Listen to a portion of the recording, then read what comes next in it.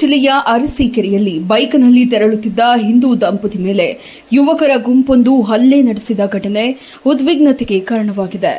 ಜೇನುಕಲ್ ಸಿದ್ದೇಶ್ವರ ಸ್ವಾಮಿ ಜಾತ್ರೆಯಿಂದ ವಾಪಸ್ಸಾಗುತ್ತಿದ್ದ ತಿಪಟೂರು ಮೂಲದ ದಂಪತಿ ಎಪಿಎಂಸಿ ಎದುರು ಸಾಗುತ್ತಿದ್ದಾಗ ಈ ಘಟನೆ ನಡೆದಿದೆ ಎಂದು ತಿಳಿದುಬಂದಿದೆ. ಏನು ಒಂದು ದುರ್ಘಟನೆ ಇದು! ಇಡೀ ನಾಗರಿಕ ಸಮಾಜ ತಲೆ ತಗ್ಗಿಸ್ತಕ್ಕಂತ ಒಂದು ಹೀನಾಯ ಕೃತ್ಯ. ಇದನ್ನ ಯಾರೇ ಸಾರ್ವಜನಿಕ ಜೀವನದಲ್ಲಿ ಪ್ರತಿಯೊಬ್ಬರು ಸ್ವಾಭಿಮಾನ ಇರುವಂತವರು ಬಲವಾಗಿ ಖಂಡಿಸಬೇಕು.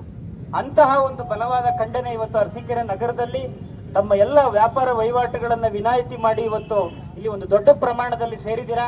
ನಮ್ಮ ಹಿಂದೂ ಸಮಾಜದ ಒಂದು ಸ್ವಾಭಿಮಾನವನ್ನ ಉಳಿಸ್ತಕ್ಕಂತಹ ಒಂದು ಕಾರ್ಯ ಈಗ ನಡೀತಾ ಇದೆ. ಇಲ್ಲಿ ನಾವೆಲ್ಲ ಪಕ್ಷಗಳ ಹೆಸರಿನಲ್ಲಿ, ಜಾತಿಗಳ ಹೆಸರಿನಲ್ಲಿ ಹಿಂದೂ ಸಮಾಜ ವಿಭಜನೆ ಆಗ್ಬಿಟ್ಟಿದೆ. ನಾವು ಏನು ಆಡಿದ್ದ ಆಟ ಆಡಬಹುದು ಅನ್ನೋ ರೀತಿಯಲ್ಲಿ ಇವತ್ತು ಏನು ದುಷ್ಕೃತ್ಯ ನಡೆದಿದೆ, ಇದನ್ನ ನಾವು ಬಲವಾಗಿ ಖಂಡಿಸಬೇಕು. ಯಾಕೆಂದ್ರೆ ನಾವೆಲ್ಲ ಒಂದು, ನಾವೆಲ್ಲ ಹಿಂದೂ, ನಾವೆಲ್ಲ ಬಂಧು.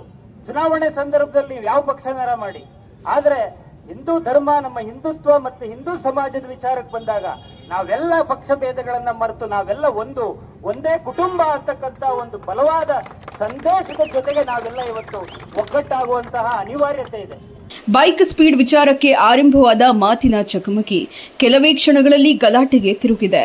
ಫ್ಯಾಮಿಲಿ ಜೊತೆ ಹೋಗ್ತಿದ್ಯಾ, ನಿಧಾನವಾಗಿ ಹೋಗು ಎಂಬ ಮಾತಿನಿಂದ ಉಂಟಾದ ವಾಗ್ವಾದ ತೀವ್ರಗೊಂಡು ದಂಪತಿಯ ಮೇಲೆ ಹಲ್ಲೆ ನಡೆದಿರುವ ಆರೋಪ ಕೇಳಿಬಂದಿದೆ. ಅರಸೀಕೆರೆ ನಗರಸಭೆಯ ಮಾಜಿ ಅಧ್ಯಕ್ಷ ಸಮೀವುಲ್ಲಾರವರ ಪುತ್ರ ಸೂಫಿಯಾನ್ ಸೇರಿದಂತೆ ಕೆಲವರು ಹಲ್ಲೆಯಲ್ಲಿ ಭಾಗಿಯಾಗಿದ್ದಾರೆಂದು ಹೇಳಲಾಗುತ್ತಿದೆ. ಈ ಘಟನೆಗೆ ತೀವ್ರ ಖಂಡನೆ ವ್ಯಕ್ತಪಡಿಸಿರುವ ಹಿಂದೂಪರ ಸಂಘಟನೆಗಳು ಅರಸೀಕೆರೆಯಲ್ಲಿ ಪ್ರತಿಭಟನೆ ನಡೆಸಿ ಆರೋಪಿಗಳ ವಿರುದ್ಧ ಕಠಿಣ ಕ್ರಮ ಕೈಗೊಳ್ಳುವಂತೆ ಆಗ್ರಹಿಸಿವೆ. ಫ್ರೆಂಡ್ಸ್ ಮುಂದೆ ನಡೆದಂತಹ ಒಂದು ಘಟನೆ ನಿಜಕ್ಕೂ ನಮಗೆ ತಕ್ಕ ಪಾಠ ಕಲಿಸಿದೆ ಅಂತ ಅನ್ಕೋಬೇಕಾಗಿದೆ. ಯಾಕೆ ಅಂದ್ರೆ ಅವನು ಮಾಜಿ ನಗರಸಭೆ ಅಧ್ಯಕ್ಷ ಸಮೀವುಲ್ಲಾ, ಅವನ್ ಮಗ ಅಪ್ಪ ಹೆಂಗೋ ಮಗ ಹಂಗೆ, ಅಪ್ಪನ ಹುಟ್ಟು ಮೋಸ್ಗಾರ, ಮಗನು ಅದೇ ದಾರಿ ಹಿಡಿತಿದ್ದಾನೆ. ಈ ಒಂದು ಇಂಥ ಕೆಟ್ಟ ನೀಚ ಅವನ್ ಲಾ ಮಾಡಿದಾನಂತೆ. ಅವನ್ಗೆ ಯಾವ ಕಾಲೇಜಲ್ಲಿ ಲಾ ಸರ್ಟಿಫಿಕೇಟ್ ಕೊಟ್ಟಿದ್ಯೋ ಮೊದಲು ಆ ಕಾಲೇಜ್ ಬ್ಯಾನ್ ಮಾಡಬೇಕು. ನಾನು ಈಗಲೇ ನಾನು ಒಂದು ಮನವಿ ಮಾಡ್ತೇನೆ ಸನ್ಮಾನ್ಯ ಬಾರ್ ಕೌನ್ಸಿಲರ್ಗೆ, ಈ ತರದ ಏನಾದ್ರೂ ನೀವು ಲಾ ಸರ್ಟಿಫಿಕೇಟ್ ಕೊಟ್ಟು ಇವನ್ನ ಪ್ರಾಕ್ಟೀಸ್ ಮಾಡಕ್ ಬಿಟ್ರೆ ಇವನು ಮುಂದಿನ ದಿನಗಳಲ್ಲಿ ಗೂಂಡಾಗಳಿಗೇನೆ ರಕ್ಷಣೆ ಮಾಡ್ತಾನೆ. ಆದ್ರಿಂದ ಇವನ್ಗೆ ಬಾರ್ ಕೌನ್ಸಿಲ್ ಅಲ್ಲಿ ಯಾವುದೇ ಕಾರಣಕ್ಕೂ ಲಾ ಮಾಡಿದಾನೆ ಅನ್ನೋದು ಸರ್ಟಿಫಿಕೇಟ್ ನ ವಜಾ ಮಾಡಬೇಕು.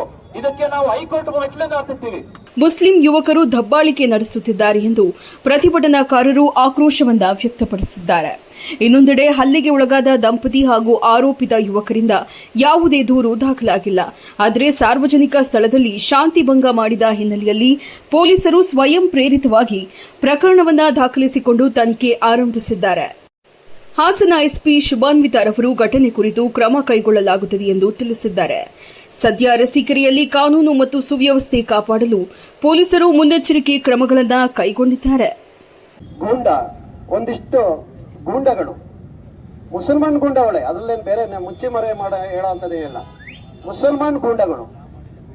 ಅವನು ಲಾ ಮಾಡಿದಾನಂತ, ಅವನು ಅದು ಯಾವ ಸೀಮೆ ಲಾ ಮಾಡಿದನೋ ಗೊತ್ತಿಲ್ಲ. ಅವನೀಗ ಬಾರ್ ಅಸೋಸಿಯೇಷನ್ ಮೆಂಬರ್ಗೋಸ್ಕರ ಅಪ್ಲಿಕೇಶನ್ ಹಾಕಿಯಾನ.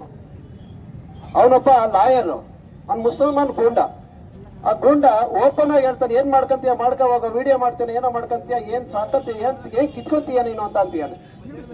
ಸಮಾಜ, ಹಿಂದೂ ಸಮಾಜ ಎದ್ದು ನಿಂತ್ರೆ ಏನ್ ಕಿತ್ಕೊಳ್ಳುತ್ತೆ ಅನ್ನೋದನ್ನ ಗೊತ್ತಾಗುತ್ತೆ ಅವ್ರಿಗೆ. ಅದಕ್ಕೋಸ್ಕರ ಈ ಪ್ರತಿಭಟನೆ ಇಲ್ಲಿ ನಿಲ್ಲೋದಿಲ್ಲ, ಶಾಂತಿಯುತವಾಗಿ ಪ್ರತಿಭಟನೆ ಮಾಡ್ತಾ ಇದ್ದೀವಿ. ಪೊಲೀಸ್ ಅಧಿಕಾರಿಗಳು ಗಮನಿಸಬೇಕು, ದಯವಿಟ್ಟು ಈ ಪ್ರತಿಭಟನೆ ನಿಲ್ಲಬೇಕು ಅಂದ್ರೆ ಎಸ್ಪಿ ಅವರು, ಸೂಪರಿಂಟೆಂಡೆಂಟ್ ಆಫ್ ಪೊಲೀಸ್ ಜಿಲ್ಲಾ ವರಿಷ್ಠಾಧಿಕಾರಿಗಳು ಈ ಸ್ಥಳಕ್ಕೆ ಬರಬೇಕು, ನಮ್ಮ ಮನವಿಯನ್ನು ಸ್ವೀಕರಿಸಬೇಕು. ಏನು ಅರಸೀಕೆರೆ ನಗರದಲ್ಲಿ ಸುಮಾರು ದಿನಗಳಿಂದ ಜಾಂಡಾ ಓಡ್ಕೊಂಡಿರ್ತಕ್ಕಂಥ ಒಂದಿಷ್ಟು ಅಧಿಕಾರಿಗಳಿದ್ದಾರೆ. ಆ ಅಧಿಕಾರಿಗಳು ಎತ್ತಂಗಡಿ ಆದ್ರೂ ಮಾತ್ರ ಈ ಅರಸೀಕೆರೆ ನಗರ ಸ್ವಚ್ಛ ಆಗುತ್ತೆ. ಅಲ್ಲಿವರೆಗೂ ಆಗಲ್ಲ ಈ ಸ್ವಚ್ಛ ನಗರ. ಇದು ಸತ್ಯ. ಇದು ನಗರ ಸ್ವಚ್ಛ ಆಗಬೇಕು ಅಂದ್ರೆ, ಕಾನೂನು ವ್ಯವಸ್ಥೆ ಸುವ್ಯವಸ್ಥೆಯುತವಾಗಿರಬೇಕು ಅಂದ್ರೆ ಇಲ್ಲಿರ್ತಕ್ಕಂಥ ಒಂದಿಷ್ಟು ಅಧಿಕಾರಿಗಳು ಎತ್ತಂಗಡಿ ಆಗಬೇಕು. ಹಾಗಾದಾಗ ಮಾತ್ರ ಈಗ ಅರಸೀಕೆರೆ ನಗರ ಒಂದಿಷ್ಟು ಶಾಂತಿಯುತವಾಗಿರೋದಕ್ಕೆ ಮತ್ತು ಹಿಂದೂ ಸಮಾಜ ಧೈರ್ಯವಾಗಿ ಓಡಾಡೋದಕ್ಕೆ ಒಂದಿಷ್ಟು ಅನುವಾಗುತ್ತೆ. ಅದಕ್ಕೋಸ್ಕರ ನಾವು ಈಗ ಹೇಳ್ತಿರ್ತಕ್ಕಂಥದ್ದು, ಪೊಲೀಸ್ ವರಿಷ್ಠಾಧಿಕಾರಿಗಳು, ಜಿಲ್ಲಾ ವರಿಷ್ಠಾಧಿಕಾರಿಗಳು ಇಲ್ಲಿಗೆ ಬರಬೇಕು. ಬರೋವರೆಗೂ ನಮ್ಮ ಪ್ರತಿಭಟನೆ ನಾವು ನಿಲ್ಲೋದಿಲ್ಲ, ಯಾವ ಕಾರಣಕ್ಕೂ ನಿಲ್ಲೋದಿಲ್ಲ. ನೀವು ಬಂದು ನಿಮ್ಮ ಸಮಜಾಯಿಷಿ ಏನಿದೆ ಅದನ್ನು ನೀವು ಕೊಡಬೇಕು.